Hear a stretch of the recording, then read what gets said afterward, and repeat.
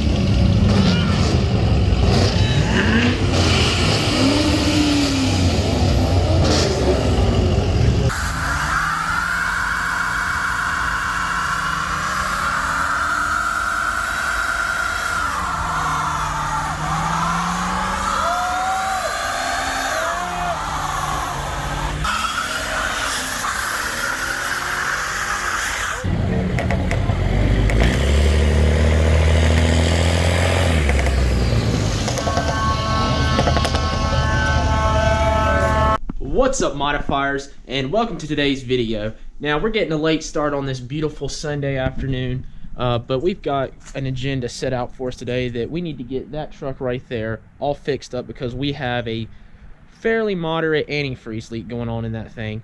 But first off, we should probably get this thing in the garage just because it is winter time now, and as you guys know, the daylight is very well, it doesn't last very long, we'll put it that way. Also guys, I hope you enjoyed that footage at the beginning of the video. That was actually a car meet that I went to last night. There were some pretty cool trucks there. I think there was a pretty cool Duramax there, and then there was a 6.0 that had a huge stack on it that you probably saw in the video. And there also was two R35s and a 570S McLaren there as well, which I did not get on video. They left before I was able to get them. But I don't know, what did you guys think of the car meet content? Is that something you guys would want to see more of? Just let me know in the comments down below and we can definitely make that happen. Okay, so I think we're going to get the setup going here in the driveway for now, just because, you know, when we take the line off, I don't want a bunch of antifreeze going into the garage, but if need be, we could always get it into the garage since it's only about 10 feet away. So if you guys remember from last video, we talked about the line going from the head into the heater cores leaking.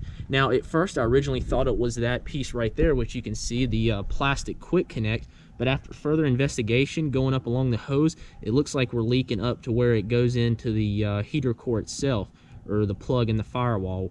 So what we're going to do is we're just got a whole new hose with a whole new fitting. We're just going to yank it all out and replace it all. Now since it's up high and it's close to about where the radiator cap, I mean it's a little bit below, I hope we don't have to drain a bunch of coolant. I'm not sure if I want to try draining some coolant or if I just want to go ahead and take the line off and just let whatever comes out comes out. This is the part of choice. Right here is your generic hose. This is actually a Gates hose, so this should be pretty good quality. There's a part number for anybody that may want to get this part for themselves. Now Dorman does sell the plastic fitting itself, and I believe the part number for that was like 800-416, or maybe reverse. Either way, that's the part number just for the plastic piece itself. But like I said, upon further investigation, I saw that we needed the whole hose. So this is what Gates gives you. They already give you the fitting. They give you this plastic kind of band around the hose, which I'm not sure how, you know, durable that'll be. But regardless, we're going to keep our metal band clamps anyway on hand just in case we have a problem with that later on.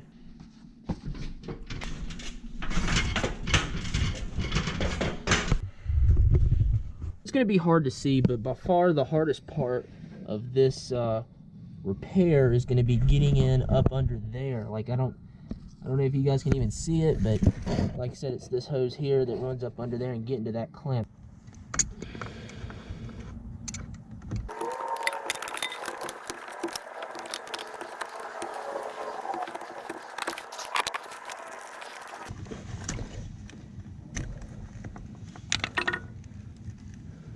Okay guys, scratch everything I just said about it being the hose. I think I might have found the real problem after all. When I was up in the truck, and I'll show you here in just a second, I was trying to take off this plastic fitting, and right here where it's, I guess, joined together to the thicker piece, it just shears off, like barely even messing with it. It just shears right off.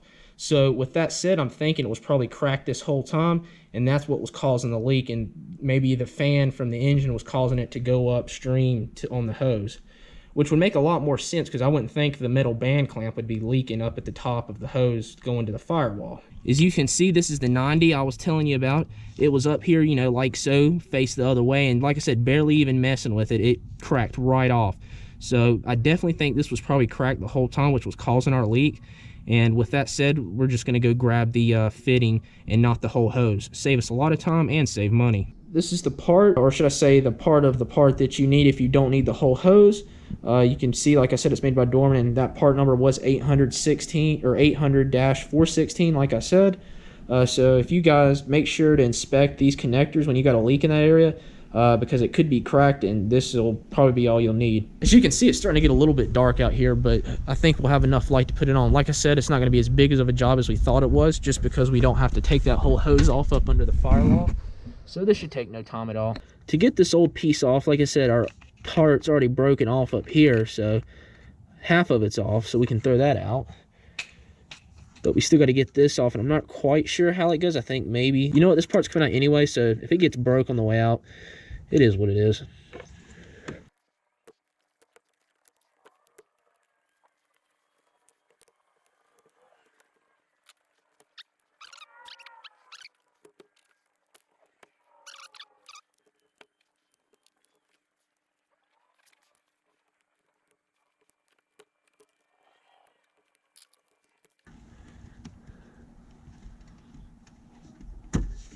That's what we're left with it off. Like I said, you know, I think you're supposed to take the tabs and pry them back, you know, but since that's the old one, it's cracked anyway, just do whatever you got to do to get it off to make it faster. Here's the new one.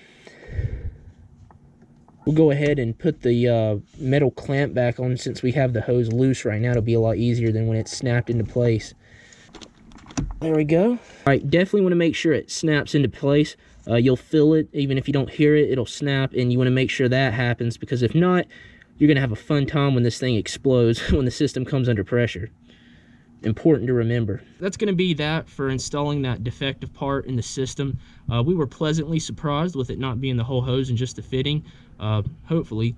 So we're going to bleed the system, put some more antifreeze in it if it needs it. It only drained out probably like a cup, and then spray off the area just so we can see if there's any leaks here afterwards.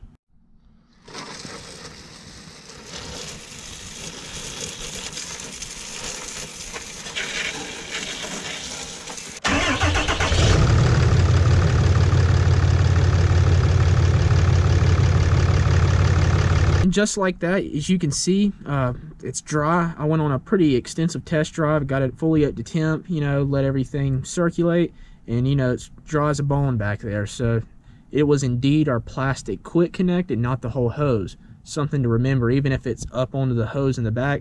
I think it was, like I said, the fan that was just blowing it up there. Okay guys, so that's gonna do it for today's video. If you guys like that and want to learn more tips and tricks and fixes on your trucks, or if you guys just want to see some awesome content, make sure you subscribe and like the video down below. And like I said guys, let me know about maybe the car scene / car meet, you know, sideshow type thing. Would you guys want to see more video footage of stuff like that? Maybe not whole videos, or maybe whole videos.